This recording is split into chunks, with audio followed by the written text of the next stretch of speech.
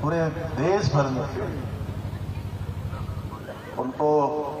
बहुत प्रसिद्धि है और हमें भी बड़ा अच्छा लगता है जब हम कहते हैं कि हमारे ही टनकपुर के हैं, हमारे क्षेत्र के हैं। और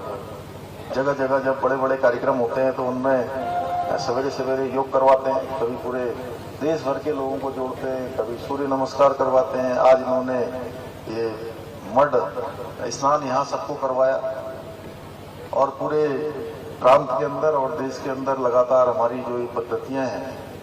चाहे योग की पद्धति हो चाहे प्राकृतिक चिकित्सा हो, उन सभी को बढ़ाने के लिए काम कर रहे हैं। हमारे आचार्य डॉक्टर नवदीप जोशी जी, यहाँ पर उपस्थित भारतीय जनता पार्टी के जिला अध्यक्ष हमारे युवा भाई निर्मल मेहरा जी, नीचे बैठी हुई हमारी दीदी हेमा जोशी जी, सुभाष जी, रामदत्त जी, मुकेश भाई, उधर से विजी हमारे सोनू भाई, और अब मैं नाम लूँ तो मैं समझता हूँ बड़ा लंबा हो जाएगा, पांडे जी समेत सभी आए हुए हैं, रोहतास जी और भी कोई सभी आए हुए अतिथिगण, और हमारे रमेश पूरे योग के जो है राष्ट्रीय चैंपियन, और इस कार्यक्रम में उपस्थित सभी मेरे बड़े बुजुर्ग,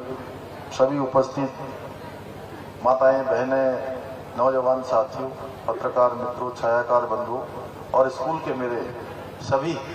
प्रिय छात्र एवं छात्राएं, बेटे एवं बेटियों, मैं सबसे पहले तो आज राष्ट्रीय प्राकृतिक चिकित्सा दिवस की आप सभी को हार्दिक बधाई देता हूं, शुभकामनाएं देता हूं। और हम सभी के लिए बहुत ही ये प्रसन्नता का विषय है कि जैसा अभी नवदीप जी भी बोल रहे थे और आदरणीय डॉक्टर अशोक वासने जी ने भी संक्षेप में जितना बोला, और हमारे जो ऑनलाइन जुड़े हुए थे उन्होंने भी, जोशी जी ने, सभी ने एक ही बात कही कि प्राकृतिक चिकित्सा अपनाना और इसको अपनी जीवन पद्धति में शामिल करना हमारे लिए बहुत ही आसान है, बहुत सरल है। जो आज नहीं, आज मैं इनको बधाई इसलिए देना चाहता हूं कि ये फिर से जो हमारी जीवन पद्धति रही है, जो हमारे पूर्वजों की पद्धति रही है, ऋषि मुनियों की पद्धति रही है, जो भारत की पद्धति रही है, उसको फिर से हम सबके सामने एक नए रूप में, कहूं तो पुरानी चीज को नए रूप में लाने का काम इनके माध्यम से हो रहा है, इसलिए मैं इनको बधाई देता हूं। और सर्वे संतु निरामया के सिद्धांत को अपनाकर, अंतिम लक्ष्य मानकर आप सभी लोग आज यहाँ पर एकत्र हुए, और जितने भी लोग हमारे, मैं देख रहा हूँ कि दिल्ली से भी आए हैं, हरियाणा से भी यहाँ लोग आए हुए हैं, उन सभी का भी मैं यहाँ पर सभी का हार्दिक स्वागत भी करता हूँ, अभिनंदन करता हूँ। और बड़ा ही सुंदर ये स्थान है, बड़ा रमणीक स्थान है, जैसा अभी नवदीप जी कह रहे थे, यही मगल में माँ शारदा है और रत्नागिरी मैया का हमारे ऊपर पूरा आशीर्वाद है, उनका छत्रप हमारी तरफ लगा हुआ है, उनकी छाता लगी हुई है। ऐसे स्थान पर हम सब लोग एकत्र हुए हैं। आज प्राकृतिक संसाधनों को अपनाकर आप सभी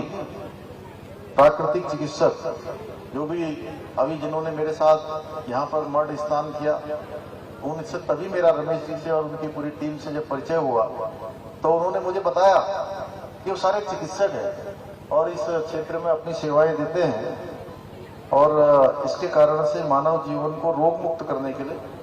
निरंतर प्रयास करते रहते हैं, निरंतर कार्य करते रहते हैं। भाइयों बहनों, ऋषियों और संतों की तपस्थली उत्तराखंड सदैव ही ये विश्व कल्याण के लिए कार्य करती रही है, प्रचार प्रसार करती रही है। और हम सब जानते हैं ये योग की भूमि है, ये आयुष की भूमि है, ये संस्कृति, धर्म, अध्यात्म, जितनी भी प्रकार की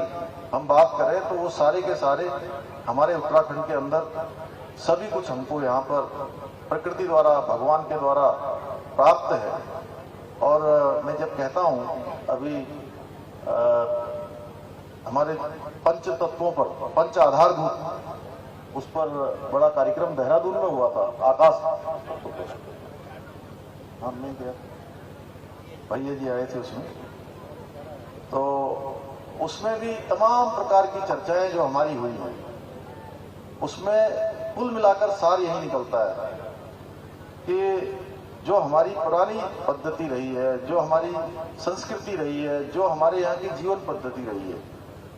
वह बहुत ही कारगर हर मामले में। और जैसा आदरणीय अशोक जी ने कहा कि हम सब लोगों ने महसूस किया जब कोई दवा काम नहीं कर रही थी, वो तो मैं देश के प्रधानमंत्री जी का मैं धन्यवाद करना चाहता हूं कि 1 साल के अंदर ही 2 वैक्सीन आ गई, जिसके बारे में हम सोच भी नहीं सकते हैं। एक बार जब देश के अंदर पोलियो आया था तो लंबा कालखंड बीत गया और पोलियो की वैक्सीन ही नहीं आई, 15 साल लग गए। और इस बार हमको 1 साल के अंदर ही 1 वैक्सीन नहीं, 2 वैक्सीन नहीं, 3 वैक्सीन आ भी गई और आने के बाद लग भी गई। स्वदेशी वैक्सीन 2 हमारे देश के अंदर बन गई। और इतना ही नहीं, विश्व कल्याण का जो हमारा एक हमारी संस्कृति रही है कि हम पूरे विश्व को जो है अपना घर मानते हैं, वसुधैव कुटुंबकम की जो हमारी भावना है, उसको भी चरितार्थ करते हुए पूरे विश्व के लोगों को वैक्सीन भी भारत की सरकार ने उपलब्ध कराने का काम किया। तो ऐसे कठिन समय में अब वैक्सीन नहीं आती तो हमारे पास अगर कोई रास्ता था तो यही रास्ता था जो हमारे पूर्वजों के द्वारा हमको बताया गया, हमारी संस्कृति के साथ जुड़ा रहा, जीवन पद्धति के साथ जुड़ा रहा। और हमारी जो जीने की पद्धति है, उस पद्धति में आसानी से जिसको हम अपना सकते हैं, वही प्राकृतिक चिकित्सा है, वही हमारा आयुर्वेद है, योग है, जिन सबको हमने अपनाया। कभी काढ़ा बना रहे थे, योग कर रहे थे, प्राणायाम कर रहे थे, घर का उबला हुआ पानी पी रहे थे, शुद्ध जो हवा में रहने का प्रयास कर रहे थे। तो यही एक मात्र विधा है। जिस समय कोई दवा काम नहीं करती है, ये दवा हमको जो है जीवन देने का काम करती है। ये प्राणवायु, मैं कहूंगा इसको प्राणवायु है, ये अमृत के समान है।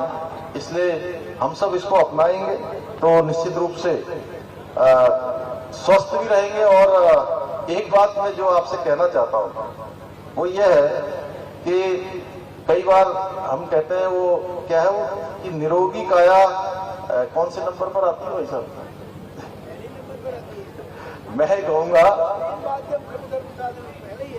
मैं कहूंगा कि जीवन के जितने भी सुख हैं, आप लोग मेरे साथ बच्चे भी जो है दोहराएंगे,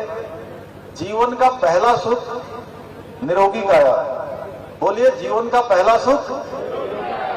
सभी लोग दोहराएंगे, जीवन का पहला सुख निरोगी काया। जीवन का दूसरा सुख भी निरोगी काया और तीसरा सुख निरोगी काया और चौथा सुख भी निरोगी काया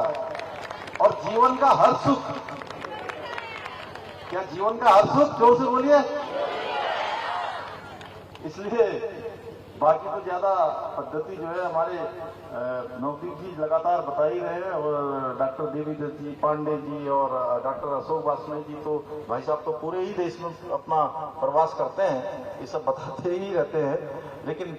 मुझे जो लगता है कि अगर व्यक्ति निरोगी नहीं रहेगा तो कोई भी काम वो ठीक प्रकार से नहीं कर सकता। इसलिए हम सबको इसी पर ध्यान देना है कि कैसे हम ऐसी कोई भी परिस्थिति हो उसमें सबसे पहले अपने आप को निरोग रखें। ये हमारा संकल्प होना चाहिए कि जो हमारे नियम बताए गए हैं, जो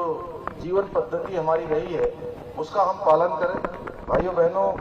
आज हमारे देश के प्रधानमंत्री श्री नरेंद्र मोदी जी के नेतृत्व में भारत अपनी प्राचीन संस्कृति, सभ्यता और ज्ञान का परिचय संपूर्ण विश्व को करा रहा है। आज पूरी दुनिया हमारी प्राचीन संस्कृति के मूल आधार योग को अपना रही है और इसके महत्व को भी समझ रही है। उसी का कारण है कि 21 जून को पूरे विश्व के अंदर योग दिवस मनाया जाता है। भाइयों बहनों, यह केवल एक दिन में संभव नहीं हुआ है कि पूरी दुनिया जो है योग दिवस मनाने लगी है। यह हमारे प्रधानमंत्री जी की वर्षों की मेहनत के साथ साथ आप जैसे लोगों के अथक परिश्रम का परिणाम है कि पूरी दुनिया ने हमारी पद्धति को अपनाया है, योग को अपनाया और योग दिवस पूरी दुनिया के अंदर मनाया जाता है। आज हमारे राज्य की सरकार केंद्र के साथ मिलकर प्रदेश में योग और आयुष को और प्राकृतिक चिकित्सा के इन सब के विकास के लिए निरंतर काम कर रही है और निरंतर जो भी हमारी विधाएं हैं इन सबको हम आगे बढ़ाने के लिए काम कर रहे हैं। हम जहां एक तरफ योग के क्षेत्र में, आयुर्वेद के क्षेत्र में, आयुष के क्षेत्र में, प्रकृति के संरक्षण के क्षेत्र में लगातार हम काम कर रहे हैं, वहीं हम जो हमारे कुछ ऐसे काम भी हैं जो उत्तराखंड राज्य के लिए बहुत जरूरी है, उन कामों को भी हम अपनी प्राथमिकता पर लेकर उनको भी लगातार उन पर भी निर्णय ले रहे हैं। जैसे हमने इस बार चुनाव से पहले जो आम चुनाव हुआ था, उस चुनाव से पहले एक संकल्प उत्तराखंड की देवतुल्य जनता के सामने रखा था कि ये नई सरकार के गठन होते ही हम उत्तराखंड के अंदर समान नागरिक संहिता का कानून लागू करने की दिशा में आगे बढ़ेंगे और इसके लिए हम कमेटी का गठन करेंगे। भाइयों बहनों, हमारी कमेटी ने 6 महीने का समय बीत गया है, लगातार ड्राफ्ट बनाया जा रहा है। जस्टिस सेवानिवृत्त रंजना प्रकाश देसाई उनकी अध्यक्षता में हमारी कमेटी काम कर रही है, ड्राफ्ट बन रहा है। जैसे ही वो ड्राफ्ट बनकर तैयार हो जाएगा हम उसको उत्तराखंड के अंदर लागू करेंगे, क्योंकि इसके पीछे हमने तर्क दिया था कि उत्तराखंड देवभूमि है, उत्तराखंड सैनिक बाहुल्य प्रदेश है। प्रत्येक परिवार से यहाँ सेना के अंदर कोई न कोई किसी के घर से एक न एक व्यक्ति जरूर काम करता है, बेटा हो, बेटी हो, मामा, चाचा, भांजा, भतीजा, किसी के माता पिता, पूरे देश के अंदर सेवा देते हैं। इसके साथ साथ ये जहाँ गंगा का प्रदेश है, यमुना का प्रदेश है, मां शारदा का प्रदेश है, देवभूमि है और दो अंतर्राष्ट्रीय सीमाओं से लगा हुआ हमारा राज्य। तो हमने कहा कि यहाँ सबके लिए समान कानून होना चाहिए, किसी धर्म का हो, किसी पंथ का हो, किसी समुदाय का हो, कहीं का भी हो, उसके उत्तराखंड में रहने वाले के लिए हम एक समान कानून लागू करेंगे। और हमने उस समय देश के अन्य राज्यों से ये अपेक्षा करी थी कि वह भी अपने यहाँ लागू करें। और मुझे खुशी है भाइयों बहनों कि गुजरात की सरकार ने भी इस कानून को लागू करने के लिए कमेटी गठन का निर्णय ले लिया है और हिमाचल के आम चुनाव में भी हिमाचल की सरकार भी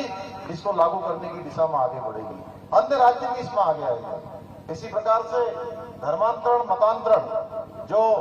बड़ी हमारे लिए एक नासूर की तरह यहाँ हो गया है, भाइयों बहनों, इसमें भी हमने एक कड़ा फैसला लिया है कि आगे चलकर इस पर हम बहुत कड़ा कानून बनाने वाले हैं, बहुत कठोर कानून बनाने वाले हैं कि कोई भी मतांतरण और धर्मांतरण की तरफ न जाए। देश के अंदर सबसे अधिक सजा का प्रावधान हमने इस धर्मांतरण के कानून में करने का हमने जो है निर्णय लिया है। तो ऐसे अनेकों कार्यों को हम कर रहे हैं। भ्रष्टाचार को मिटाने के लिए हम 1064 हमने लागू किया है। अभी अभी परीक्षाओं में जो हमारे बेटे बेटियां जो परीक्षाओं में भाग लेते थे 2014-15 से लगातार उसमें गड़बड़ियां थी। उन गड़बड़ियों के लिए बार बार शिकायतें होती थी, थोड़ा बहुत चलता था फिर बंद हो जाता था। हमने निर्णय लिया कि इसको संपूर्ण इसका समूल नाश करेंगे और इनके सबका जांच का निर्णय लिया।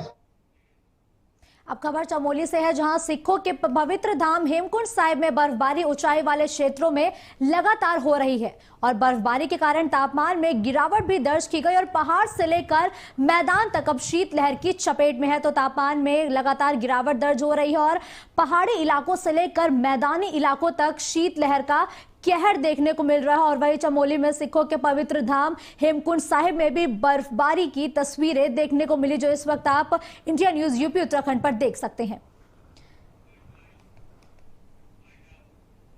खबरों का सिलसिला यूं ही जारी रहेगा। फिलहाल रुकते हैं एक छोटे